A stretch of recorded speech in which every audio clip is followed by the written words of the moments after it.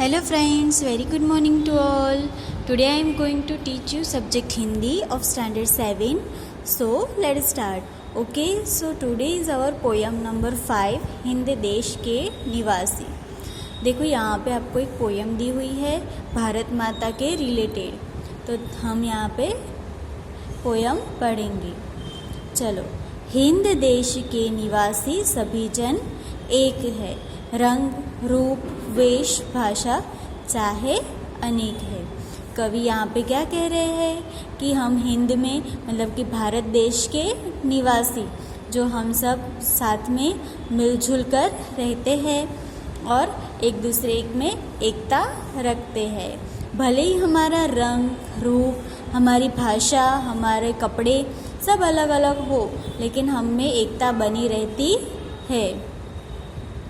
बेला गुलाब जूही चंपा चमेली, प्यारे प्यारे फूल गूंथे माला में एक है. सभी अलग अलग फूल होते हैं, बेला गुलाब जूही चंपा चमेली. ये सारे फूल कैसे होते दिखने में और उसकी खुशबू में अलग अलग होते हैं, लेकिन जब उसको माला में गूंथते हैं तो सब कैसे हो जाते, एक हो जाते हैं. तो प्यारे प्यारे फूल गूंथे माला में एक है. कोयल की कूक न्यारी पपी है कि टेर प्यारी, गा रही तराना बुलबुल राग मगर एक है. देखो यहाँ पे क्या कहा है कि कोयल जब बोलती है तो उसकी कूक कितनी प्यारी होती है, मीठी होती है. पपी है कि टेर प्यारी, पपीहा मतलब क्या होता है, यहाँ पे पपी है कि पुकार के बारे में आपको दिया है. पपीहा मतलब मोर, तो मोर जब टहुकता है तब उसकी आवाज़ कितनी मधुर होती है. गा रही तराना बुलबुल राग मगर एक है. बुलबुल भी अपने अलग राग में गा रही है, लेकिन सबके गाने का राग कैसा है, एक ही है. नीचे के पैराग्राफ में देखते हैं. गंगा यमुना ब्रह्मपुत्र कृष्ण कावेरी, जाके मिल गई सागर में हुई सब एक है. यहाँ पे क्या कहना चाहते हैं कवि कि गंगा यमुना ब्रह्मपुत्र कृष्णा कावेरी ये सारे किसके नाम है, नदियों के नाम है. तो ये नदियाँ भले ही अलग अलग प्रदेश में से बहती है, अलग अलग प्रांत में से बहती है, ठीक है. अब आप देख सकते हो कि गंगा यमुना ब्रह्मपुत्र सब अलग अलग राज्य में से निकलती है और सबके जो बहाव का प्रदेश है वो भी अलग अलग होते है ना.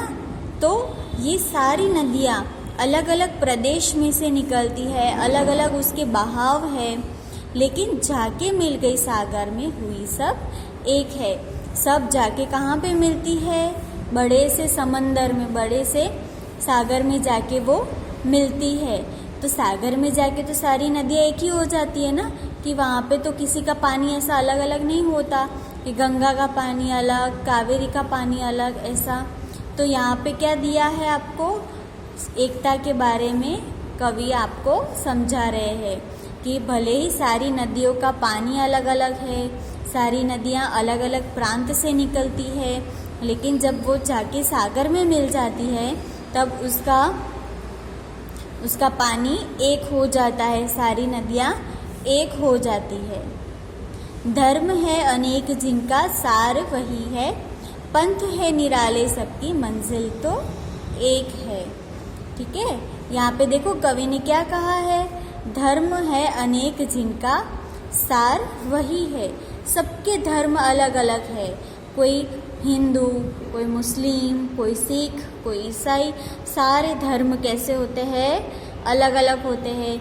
सबके धर्म के पुस्तक अलग अलग होती है, सबके धर्म का सारांश मतलब सारांश, पुस्तकों की सारांश और नाम अलग अलग होते हैं, लेकिन उसका महत्व, उसका जो महत्व होता है वो कैसा है, एक ही है. सारे धर्म का जो सारे धर्म में से जो हमें सीख मिलती है, सारी सीख एक जैसी ही होती है. और क्या सीख मिलती है, एकता बनाए रखने की. ठीक है। चाहे वो हिंदू का धर्म हो या मुस्लिम का धर्म हो, सारे धर्मों में हमें क्या सीख मिलती है कि हमें एकता बनाए रखना। सारे धर्म के सार एक ही निकलते हैं। भले ही सारे धर्म अलग अलग है, लेकिन सारे धर्मों में एक ही बात सिखाई जाती है कि हमें सबके साथ एकता बनाए रखना चाहिए। पंथ है निराले, सबकी मंजिल तो एक है। पंथ निराले। अब देखो यहाँ पे प्रगति की बात की है कि सारे मनुष्य अलग अलग पंथ से अपनी ज़िंदगी में प्रगति करते हैं, है ना। कोई डॉक्टर बनता है, कोई इंजीनियर बनता है, कोई वैज्ञानिक बनता है, तो कोई शिक्षक बनता है, तो सबके पंथ अलग अलग है। मतलब सब अलग अलग रास्ते से अपने प्रगति की ओर बढ़ रहे हैं, लेकिन सबकी मंजिल क्या है? एक है। और वो मंजिल कौन सी है? सब में एकता बनाए रख के सबके साथ मिलजुल कर हाथ बढ़ाकर प्रगति करना, एक दूसरे का साथ देना, एक दूसरे के बारे में सोचना और एक दूसरे की मदद करना। तो यहाँ पे आपकी पोयम है हिंद देश के निवासी। इसका सारांश क्या निकलता है फ्रेंड्स कि हम भले ही अलग अलग देश, अलग अलग प्रांत, अलग अलग भाषा, अलग अलग पहरवेश के लोग हैं, लेकिन हमें सबके साथ मिलजुल कर रहना चाहिए, सबके साथ दोस्ती बनाए रखना चाहिए। अगर कोई भी मुसीबत में हो तो हमें धर्म या रंग रूप या भाषा नहीं देखनी चाहिए, हमें उसकी मदद करनी चाहिए। Okay friends, so here is your poem number 5 is complete. Goodbye.